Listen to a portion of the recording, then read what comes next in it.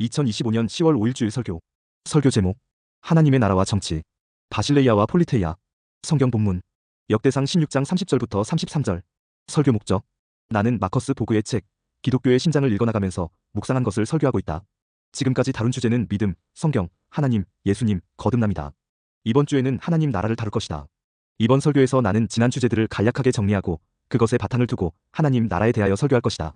마커스 보그가 소개하는 기독교의 심장을 정리해보는 것은 유익하고 즐거운 일이다. 그리고 오늘의 상황에 적실하다.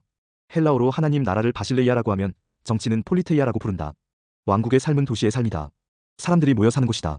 그것은 지구를 의미한다. 결국 하나님의 나라는 하나님이 통치하시는 세상이다. 그 세상이 어떤 모습이며 장차 어떻게 될 것인가? 성경은 이에 대하여 들려준다. 마커스 보그도 성경이 바로 이것에 대하여 들려준다고 성경 전체를 개관하여 보여준다. 특히 하나님의 통치는 하나님의 공의가 실현되는 것을 의미하는데 이에 대하여 교회가 깊은 관심을 기울여야 한다고 주장한다. 왜냐하면 이 세상에는 하나님의 공의를 거역하는 세력이 있기 때문이다. 그것은 개인들과 제도, 전통, 문화 등으로 나타나기에 주의 깊게 분별해야 한다. 성경을 따라 사는 것은 바로 이것을 의미한다. 오늘 하나님의 바실레이아는 우리의 폴리테이아에서 어떻게 구현되어야 할까? 현재 시국에서 이 문제를 구체적으로 검토하고 실천 방안을 강구해야 할 시점이다. 설교개요. 1. 마커스 보그가 소개하는 기독교의 심장. 2. 하나님의 나라, 하나님의 공의가 실현되는 세상. 3. 바실레이아와 폴리테이아. 1. 마커스 보그가 소개하는 기독교의 심장. 최근에 저는 마커스 보그의 책 기독교의 심장을 읽고 있습니다. 이 책은 몇 년 전에 한글판으로 읽었는데 요새는 아마존에서 구입한 전자도서로 읽고 있습니다.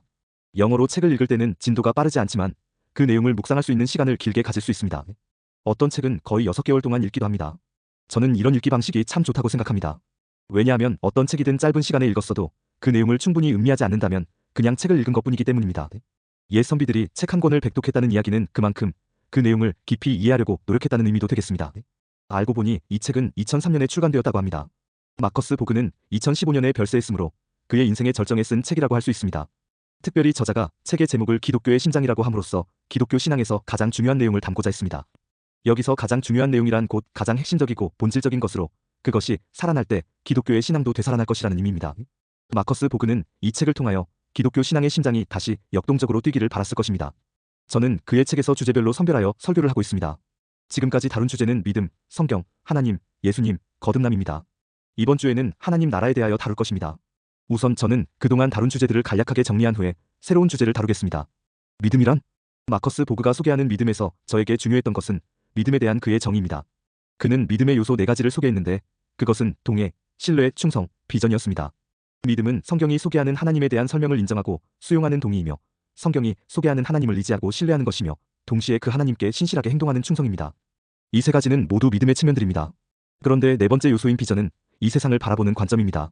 믿음의 눈으로 바라보는 세상과 믿음 없이 바라보는 세상은 다른 모습입니다.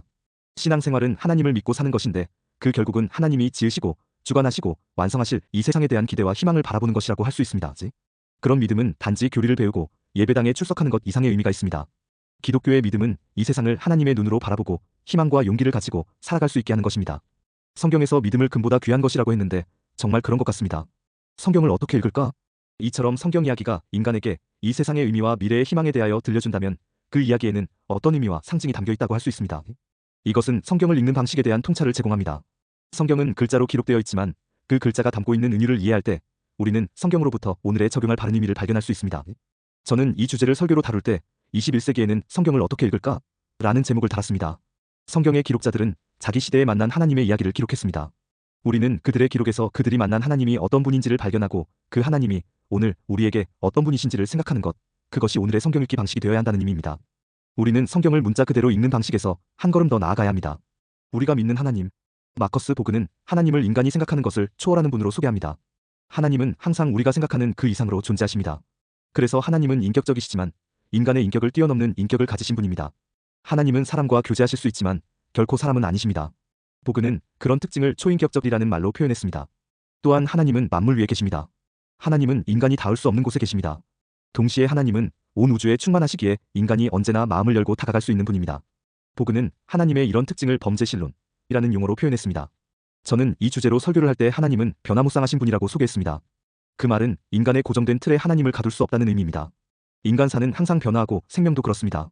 그렇기에 여기에는 상황에 맞는 방식이 요구됩니다. 성경에서 하나님은 바로 그처럼 다양하게 일하십니다. 그러므로 신실한 사람들은 언제나 하나님의 인도를 구하여 새로운 방식으로 일을 합니다. 그것을 거스르는 일은 쉽사리 우상숭배로 전락할 수 있습니다. 히스기야의 느후스단과 스데반의 성전 설교는 그 대표적인 예라고 하겠습니다. 예수님의 실제 모습은 무엇일까? 마커스 보그는 역사적 예수 연구자입니다. 그는 오랜 연구를 통해서 우리가 기존에 생각하고 있는 예수상을 둘로 나누어 보자고 제안합니다. 그것은 부활 이전의 예수상과 부활 이후의 예수상입니다. 그 둘 중에서 앞부분이 역사적 예수라면 뒷부분은 신앙의 예수라고 할 수 있습니다. 역사적 예수는 어떤 모습인가요? 보그에 따르면 역사적으로 예수님은 하나님의 영으로 충만하여 그 지혜로 사람들을 가르치셨고 사회의 부조리를 바로잡기 위해서 불의한 권력에 저항하셨고 병든 사람을 치유하시며 하나님의 나라가 왔다고 선포하신 분입니다. 그런데 부활 이후에 교회 공동체는 예수님을 특별한 분으로 신앙하기 시작했습니다. 그 결과로 생긴 명칭이 하나님의 아들, 선한 목자, 생명의 빛, 생명의 떡 같은 이름들입니다. 마커스 보그의 이런 설명은 기존의 교리에 익숙한 사람들에게는 낯선 것일 수 있습니다. 하지만 그가 이렇게 새로운 방식으로 예수님을 소개하는 이유는 분명합니다. 그것은 우리가 예수님의 인성과 신성을 인정하면서도 예수님의 인성이 의미하는 바, 즉 이 땅에서 육신을 입으시고 사신 예수님의 생애가 우리에게 의미하는 바를 재조명하려는 것이 보그의 의도입니다. 예수님은 우리가 단지 믿고 구원을 받는 분이시지만 동시에 우리가 그 언행을 본받아야 할 우리의 모범이십니다. 오늘의 기독교 신앙을 되살리기 위해서는 이 부분의 강조가 절실하다고 보그는 진단합니다. 거듭남이란? 지난주에 우리는 마커스 보그가 소개하는 거듭남에 대하여 생각해 보았습니다. 거듭남은 새 사람이 된다는 의미입니다. 그것은 위로부터 오시는 성령의 감동으로 땅의 생각을 버리고 하늘의 뜻을 따라 사는 것입니다. 니고데모가 예수님을 만나고 새 사람이 되었을 때 그는 공의회에서 예수님을 변호하고 예수님의 장례용품을 제공했습니다. 이것은 그가 더 이상 사람들의 평판에 매이지 않고 자신이 받은 하늘의 뜻을 따라 양심적으로 행동하기 시작했음을 보여줍니다. 그러게 보면 성경이 말하는 거듭남이란 육신의 생각을 버리고 성령의 인도를 따라 살아가는 결단의 과정이라고 할 수 있습니다. 그것을 저는 계속되는 구도의 여정이라고 부르고 싶습니다. 달리 말하면 거듭남은 단 1회의 경험이라기보다는 예수 그리스도라는 길을 따르는 평생의 여정이라고 할 수 있습니다. 그 과정에서 우리는 계속해서 옛사람을 벗어버리고 새 사람을 더 싣게 됩니다. 그런 구도의 길은 진리와 정의, 그리고 자비와 신앙을 추구하는 것입니다. 그렇게 보면 이 세상에는 수많은 구도자들이 있습니다. 그렇게 우리는 날마다 새롭고 또 새롭게 변화되고 성장합니다. 이 하나님의 나라, 하나님의 공의가 실현되는 세상. 기독교 신앙은 예수 그리스도를 믿음으로 새로운 시대에 대한 희망을 발견하며 성경이 들려주는 하나님에 대한 은유를 통해 인생의 의미를 재발견하고 예수 그리스도를 모범으로 따르면서 경험하는 변화된 삶에 대한 것이라고 할 수 있습니다. 그런 변화를 겪은 사람들이 주변에 선한 영향력을 끼치므로 기독교 신앙은 오늘에까지 이어졌다고 할 수 있습니다. 그런데 성경이 들려주는 이런 변화는 개인의 삶에도 나타날 뿐 아니라 공적인 영역에도 나타납니다. 성경은 개인과 사회에 있는 불의와 불법이 청산되고 새로운 질서가 세워지는 이야기를 끊임없이 들려줍니다. 그 새로운 질서는 하나님의 공의 위에 세워지며 그 공의의 기치가 높이 드날리는 것을 말합니다. 성경이 들려주는 위대한 구원의 이야기는 사회에 이런 변화를 보여줍니다. 예를 들면 에덴의 타락과 노아의 홍수, 그리고 출애굽과 포로에서 귀환하는 이 모든 이야기들은 이 땅에 불의와 불법이 넘칠 때 그것을 바로잡으시는 하나님의 활동을 보여줍니다. 성경은 하나님을 공의로운 분으로 계속 소개합니다. 사실 출애굽의 이야기는 압제당하는 백성들의 해방의 이야기라고 할 수 있습니다. 그들은 정치적으로 자유를 잃었고 경제적으로 착취를 당하였으며 종교적으로는 우상의 신전을 짓는 일에 노역을 해야 했습니다. 출애굽의 해방 이야기는 이스라엘 백성에게 자유와 번영, 그리고 신앙의 자유를 제공하시는 공의로우신 하나님의 이야기입니다. 훗날 이스라엘의 예언자들은 왕들이 권력을 가지고 사람들을 착취하고 억압할 때 그들이 옛적의 애국처럼 되었다고 책망했습니다. 권력을 가진 사람들은 고아와 과부들을 억압하고 학대했습니다. 그들은 양을 지키는 목자가 아니라 양을 잡아먹는 악한 목자들이었습니다. 하나님의 공의는 이처럼 언제나 이 땅에 있는 사람들을 살리기 위한 하나님의 의지를 보여줍니다. 예수님도 권력자들과 어울리기보다는 소외되고 약한 사람들과 함께 하시면서 그들을 돌보시고 친구가 되어주셨습니다. 그리고 권력을 불법적으로 행사하는 사람들에게 맞서서 저항하셨습니다. 예수님은 가난한 사람들에게 복이 있다고 말씀하셨고 우는 자들이 복이 있다고 선언하셨습니다. 그들은 억울하고 부당한 일을 당하여 상처받은 사람들이었습니다. 예수님의 하나님 나라는 가난한 자들에게 복음을 전하고 눈먼 자를 보게 하며 눌린 자를 자유롭게 하는 해방의 복음이었습니다. 예수님의 하나님 나라는 하나님의 공의가 실현되는 세상이었습니다. 그것은 일용할 양식이 끊이지 않는 풍족한 세상이며 빚으로 신음하는 사람이 그 채무에서 벗어나 자유롭고 인간다운 삶을 살아가는 세상입니다.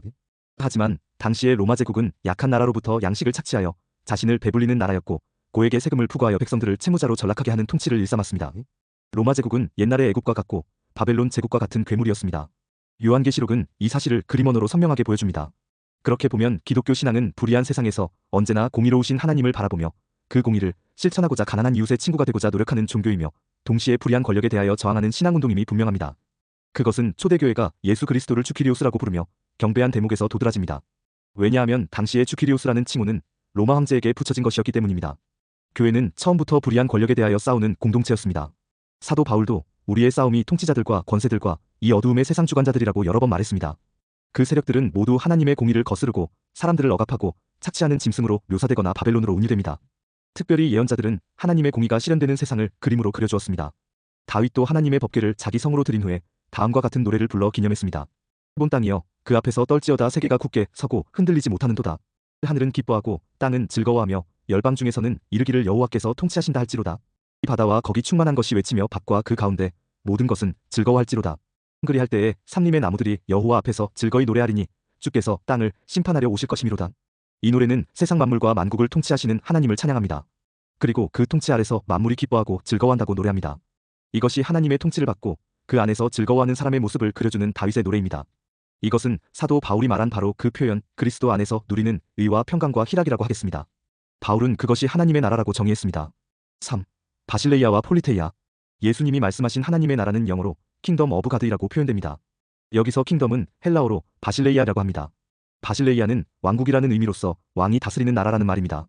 하나님의 나라는 하나님이 왕으로서 통치하시는 세상이므로 하나님의 공의가 실현되는 세상이라고 할 수 있습니다. 다윗이 고백했듯이 사람이 할 수 있는 최고의 찬송은 여호와께서 통치하신다 하는 말입니다. 이것은 신약의 교회가 예수 그리스도를 주님이라고 고백하는 것과 같습니다. 예수님의 가르침을 따라 하나님의 나라를 기대하고 그 정신을 따라 사는 사람들은 예수님을 주님으로 부르며 따릅니다. 마찬가지로 구약의 백성들은 여호와께서 통치하신다는 고백으로 하나님의 공의를 따르고자 노력했습니다. 그 둘 다 하나님 나라가 실현되는 정의롭고 따뜻한 세상을 갈망하는 사람들의 고백이라고 하겠습니다. 그런데 기독교 역사를 돌아보면 교회가 정치 권력과 결탁한 이유로는 하나님의 통치를 선언하면서 권력의 부패를 비난하는 목소리를 잃어버렸습니다. 교회가 기득권 세력이 되었다는 의미입니다. 그뿐 아니라 교회는 하나님의 공의를 오해하여 하나님의 자비를 앞세우면서 모든 것을 용서하시는 분으로 하나님을 이해하기 시작했습니다. 하나님의 공의에 대한 반대 개념은 인간의 불의이므로 그것을 바로잡아야 하는 것이 하나님의 뜻일진데 권력자들의 불의에 대하여 교회는 우리 모두 하나님의 자비가 필요한 사람들이라는 식으로 뭉개고 말았습니다. 나아가 신앙은 개인의 영역이며 영적인 문제에 대한 것이라고 축소해버리는 잘못을 교회는 범하게 되었습니다. 그 결과 하나님의 나라는 하나님이 왕으로 통치하시는 세상이며 그런 세상을 기대하며 그런 세상에 어긋나는 모습을 바로잡아야 할 교회는 자신의 소임을 자각하지도 못하게 되었습니다. 또한 교회는 정교분리라는 말의 굴레에 갇혀 정치에는 관여하지 말아야 된다는 명제 아래 권력자들의 불의와 불법에 대하여 침묵하고 침묵을 강요하는 사태에 이르렀습니다. 정치를 영어로는 팔러틱스라고 하는데 이 말은 헬라어로는 폴리테이아입니다. 그 말은 도시의 삶을 유지하기 위해서 사용하는 모든 운영 방식을 의미합니다. 그렇게 보면 그리스도인은 세속사회의 시민이면서 동시에 하나님 나라의 시민입니다. 그 말은 세상에서 하나님의 공의를 실현하기 위해서 노력하는 존재라는 의미입니다. 여기서 우리는 그리스도인으로서 이 세상의 정부에 대해서 그 불법에 대해서는 저항하고 그 선한 정책에 대해서는 지지를 보내는 존재임이 드러납니다. 제도나 인습 또는 전통은 그 안에서 살아가는 소수의 사람들에게 고통을 줄 수 있습니다. 여성에 대한 편견과 난민에 대한 혐오는 어느 시대에나 일어나기 쉬운 불이었습니다. 제도는 언제나 개인의 삶에 깊은 영향을 끼칩니다. 우리나라의 경제민주화가 화두로 떠오른 일이 있습니다. 경제에 있어서 구조적 불평등이 심화되고 있다는 우려도 있습니다. 소득 불평등이나 소득 격차가 악화되고 있는 것도 사실입니다. 대통령은 최근 국가가 왜 이리 잔인해요? 국민들한테 라는 말로 사법제도의 개선을 촉구했습니다. 예수님의 주변에도 부유한 사람들이 있어서 제도적 불의에 환멸을 느끼고 하나님 나라의 정신을 실천하는 데 나섰습니다. 그러므로 하나님 나라를 바라는 사람들은 개인의 거듭남과 변화된 삶의 노력을 기울이면서 동시에 공동체를 위하여 건강돌봄, 환경보호, 경제정의, 제국 권력의 사용 등에서 하나님의 공의를 실현하기 위해서 노력해야 합니다. 우리나라는 2차 세계대전 이후 독립을 한 나라 중에서 경제와 정치 모두 성공한 유일한 나라입니다. 이 말은 우리 민족에게 자부심을 갖게 하지만 지난해 우리나라는 대통령이 계엄령을 선포함으로써 전 세계를 놀라게 했습니다. 그러나 우리 국민의 노력과 결단으로 계엄령은 철회되고 대통령은 탄핵되었습니다. 그리고 신속하게 질서가 회복되었습니다. 그렇게 해서 우리나라는 민주주의의 선두국가로 다시 설 수 있게 되었습니다. 이것은 국민들이 깨어있어서 국가 권력의 불법을 바로잡을 수 있었기에 가능했습니다. 이것은 우리 조상들의 헌신에 힘입은 바가 크다고 노벨문학상 수상자 한강 작가는 말했습니다. 하나님의 나라인 바실레이아가 하나님의 공의가 이루어지는 살기 좋은 세상이라면 더 나은 세상을 만들기 위한 노력을 목표로 하는 정치 즉 폴리테이아와 공통점이 있다고 하겠습니다. 그런 세상은 절로 오는 것이 아니라 깨어있는 시민들의 연합된 힘을 통해서 이루어질 것입니다. 우리는 그리스도인으로서 성경에 기록된 하나님의 공의를 실현하기 위하여 자신을 던진 수많은 선배들의 모범을 기억합니다. 그리고 동시에 우리 민족의 독립과 민주화를 위해서 헌신한 조상들의 정신을 기립니다. 그 빛나는 정신을 기리며 우리 삶에서 실천할 때 우리는 하나님의 나라가 실현되는 세상, 정의롭고 따뜻한 폴리테이아가 실현되는 세상을 맞이할 수 있을 것입니다. 끝.